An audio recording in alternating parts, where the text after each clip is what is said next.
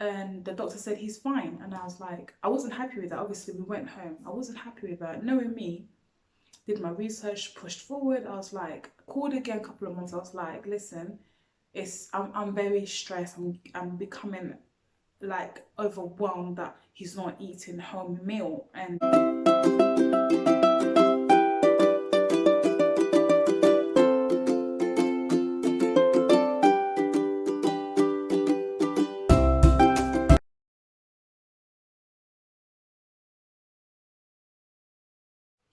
so today's video is a personal topic.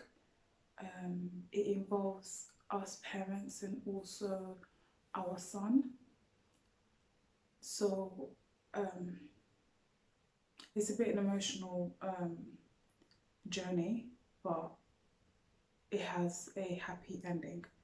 So today we're going to be discussing about picky eaters or fussy eaters or selective eaters. So our child, he's a picky eater per se, so a bit selective of what he's eating. This started when he was 1 year and 5 months. So the contribution of this was environment as well, which I will discuss further on in the video. So let me first define what a picky eater is. So a picky eater is a child, because we're talking about a child in content.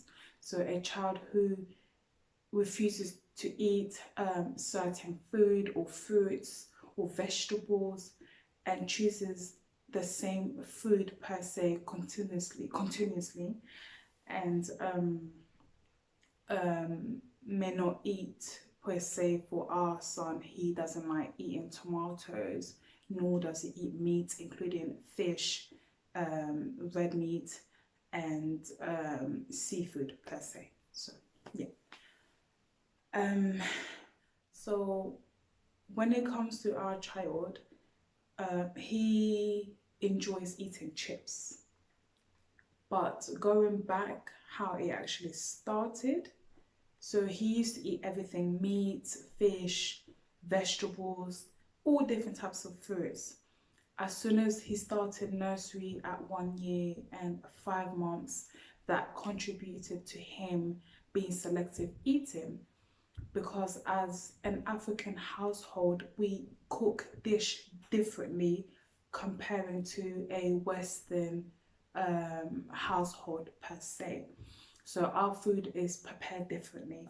So when he entered a new environment in the nursery, they were giving him such things as pizza, um, fish fingers. So the food wasn't what he normally eats at home. So I think that had a major impact in him developing picky eating. So I've noticed the picky eating about 6 months in him going to the nursery, that he wouldn't eat home food. So he wouldn't eat, like, for example, we would make like jollof rice per se with chicken on the side or meat or whatever you want to put inside of it. He wouldn't eat it. He would literally refuse it. And I'll sit there and I'll be like, so you used to eat this, why are you not eating this? So I started to monitor it just to see where I am going wrong or where the cause of the problem is. So a year later, he's still being a picky eater. I then obviously became worried because he's not eating home food like he used to eat. He will rather choose what he would want to eat, which is good to choose what he wants to eat, because it shows that this is what he's interested in, which we obviously allowed him. But home meal, like proper, dish, huh? Some fufu, some spinach. He wouldn't eat it. So then I started to monitor, like I said, just to see the patterns where I'm going wrong or what's happening, what's the contribution. So then I noticed that no, it was a school, it was a nursery that um, um, contributed to this. And then I started giving him obviously chips. Then he would eat it. I'll give him plain rice. Before, he used to have rice with, like I said, jollof rice. He would just have plain rice. He would literally push it away. So I'll give him plain rice, plain pasta, plain couscous. So everything would be plain. He doesn't want anything on top. No sauce, no minced meat, nothing. Everything has to be plain. If it's not plain, he's not going to eat it. So then I called our doctor and said that I feel as if our child is losing weight and he's also not eating home meal. I've been observing this for 1 year, and I've been working with his key worker, which is a early years practitioner, a nursery nurse, to see what's happening. We've been monitoring his eating, and now that he's attending nursery, we have an app which I'm able to see what he has eaten during the day and also through the week.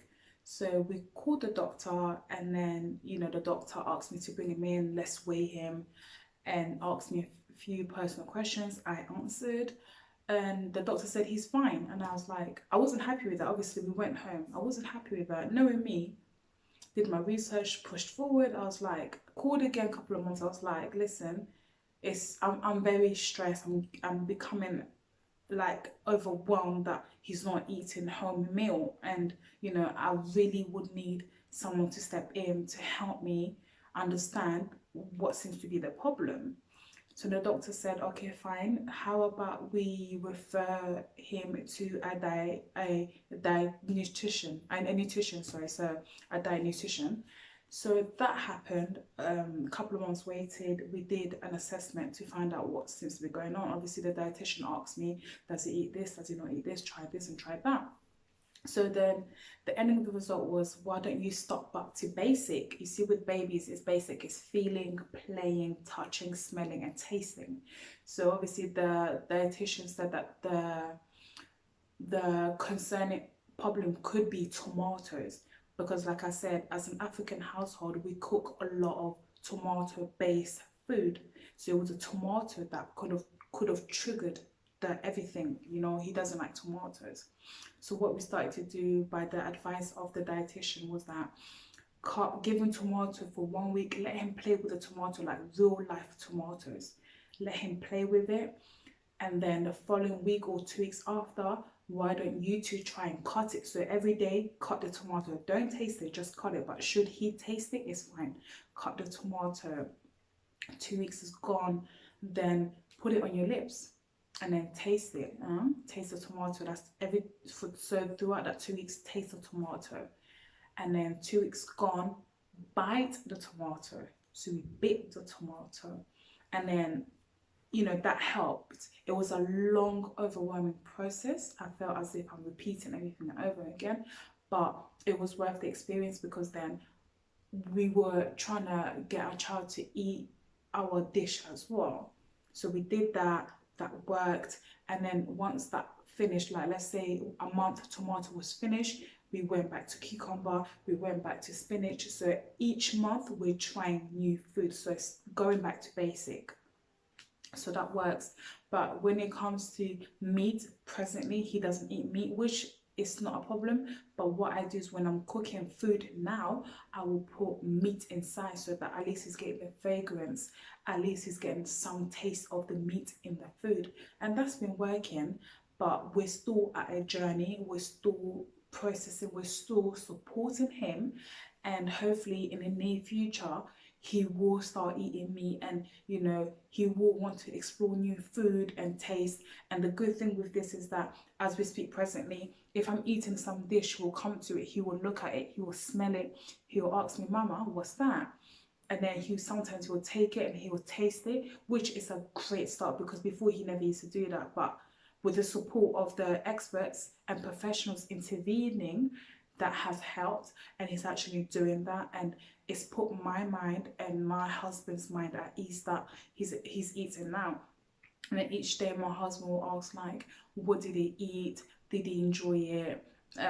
What was the proportion? So like, my husband has been very supportive with our son, and it's a journey worth learning. And this is why I'm sharing with you, And I would like to hear your stories as well. How did you deal with a child who is a fussy eater? So these are some of the advice that I would share with you. And should it work for you, great. Should it not work, please seek your doctor or your consultant for further details, and they could also intervene and help you, and allow children to eat more healthy, and grow, knowing that we have reached another milestone with you. So first of all, it's important that we do not offer children desserts. So don't offer children desserts before eating. Try to avoid as much as you can. When you are cooking a meal, allow the child to prepare the meal with you, so that they're also in part of the process of preparing the meal. Also, give them options. With our child, we will offer him two options. It's either you eat this or you eat that, and all of them are healthy when we feel like. So you set meal times. So like, for example, he will finish nursery at 5, 6 is at home, and then 7 he'll have his last like dinner. So we have like dinner like at 7, and if we pick him up early from nursery, we'll have it like at 6. It's between 7 and 6 we have our dinner. So obviously that's involving the family together, and he's watching us eat, and that's going to influence him to eat as well, and it's also going to influence him to feel the texture of the food. So even if he's playing with his food, it's okay, because it's a process. We are taking him back to basics, so we don't tell him off. And even if he eats just a small proportion, it's absolutely fine. At least he's had something to eat. And another recommendation is that don't observe or track what he's eating daily per se moving forward. Track what he's eating or what she's eating weekly. So we were told and advised by the dietitian that observe what he's eating weekly, and then that way you're understanding, is he eating more, is he eating less, and then vice versa, change it. Another thing was that changing of the menu. So change the menu weekly, daily, should you choose. So when we go out like to eat in the restaurant, we'll ask him what you want to eat, and then he'll tell us his favorite is chips. So he will choose chips. He'll choose chips, and one of his other favorites is couscous. He loves couscous, so he'll have couscous. He'll have pasta, and we put a bit of sauce dish on the side, or soup or etc. Something to do with tomato base. We put it on the side. He will taste it. He might not eat it, which is absolutely not a problem, as long as he's eating something. That's all that we are concerned about. He's a water baby, so his water intakes is very good. He loves drinking lots of water.